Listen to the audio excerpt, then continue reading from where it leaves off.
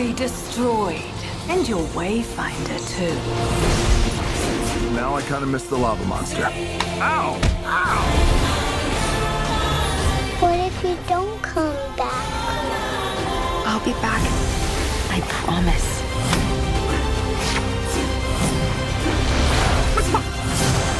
Do I hear people? Those aren't people. Cock 'em. You guys, we got this. Bring it on, Coco. Nuts. Guys, hello. Congratulations on the movie. I know it is the directorial debut for both of you, and it's the sequel to the most beloved film, Disney film of this century. I mean... No pressure. Exactly. You must have not felt daunted at all when you got that call. You know, sure. But I think making any movie is really difficult. And I would say, I'm going to speak for Jason here and say, we're both pretty big fans of Moana. So the prospect of getting to be a part of telling her continued story was a little daunting, but more exciting than anything else.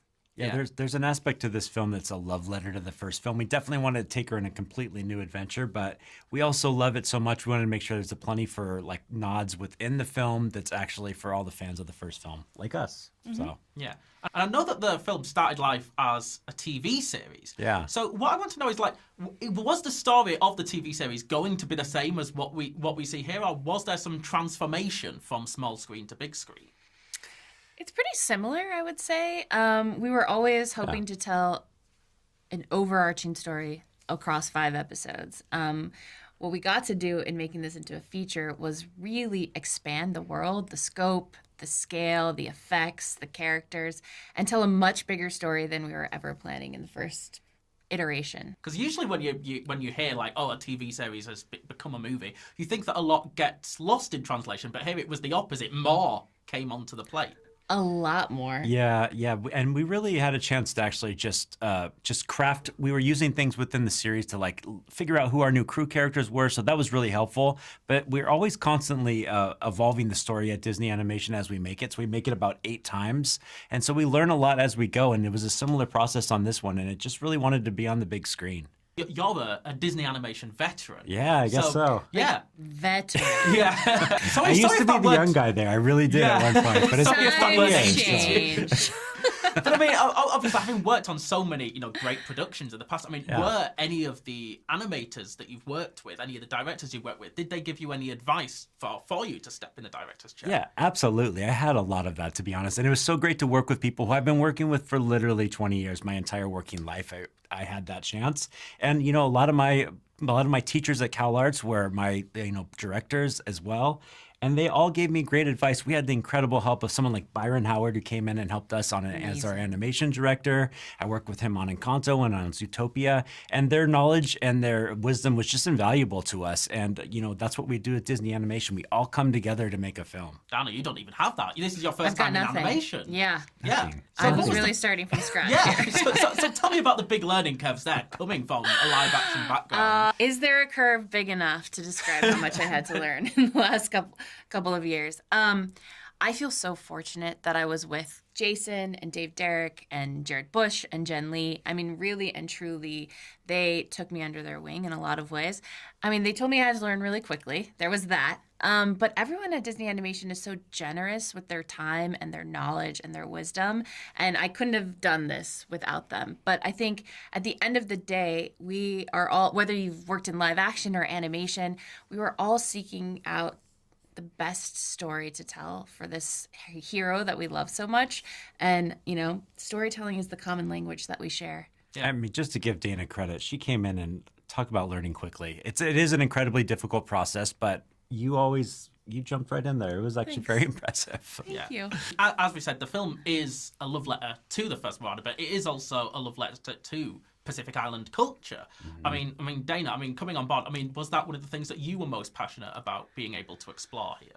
Yeah. When the first film came out, I was in the audience like everybody else, and I really and truly, in the moment, in the theater, remember feeling like my life had changed because a hero like Moana existed on the screen.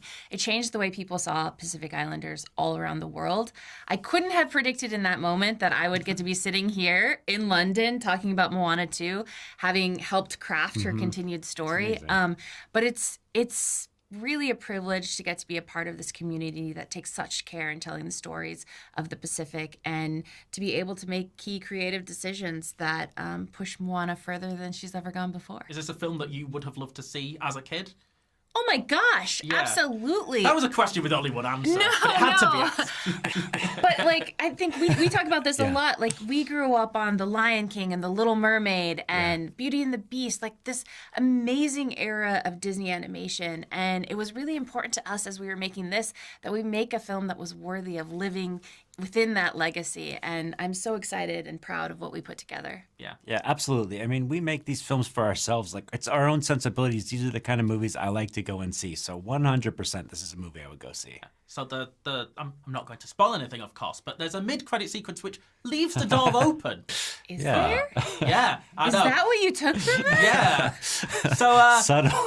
what I want to know is if there is a Moana 3, and who could say, would you both be back on board in the director's chair? You know, we cannot predict the future. We're so proud of the film we just made. Obviously, you know, we'd love to see Moana's story continue because she's an amazing character, and I love to watch her and see what she does up on screen. Yeah.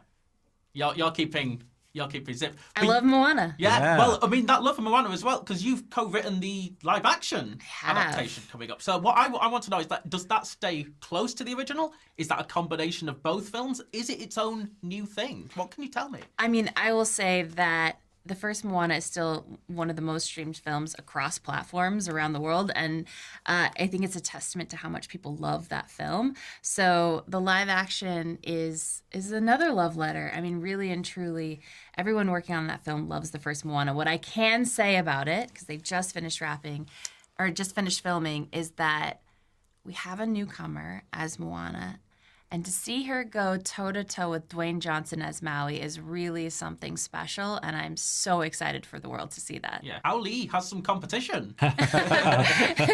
You know, I am so proud of Auli'i for just being so gracious and passing the torch on to Katie, and she's come on as an executive producer in the live action. Really, the world of Moana is a true community, and I'm so glad that so many people get to be on the canoe with us. Well, guys, congratulations on a successful directorial debut. I'm sure I'll be talking to you again for Moana 3, or will I? Who knows? But guys, congratulations again. Thank you so Pleasure much. chatting Thank with you so much.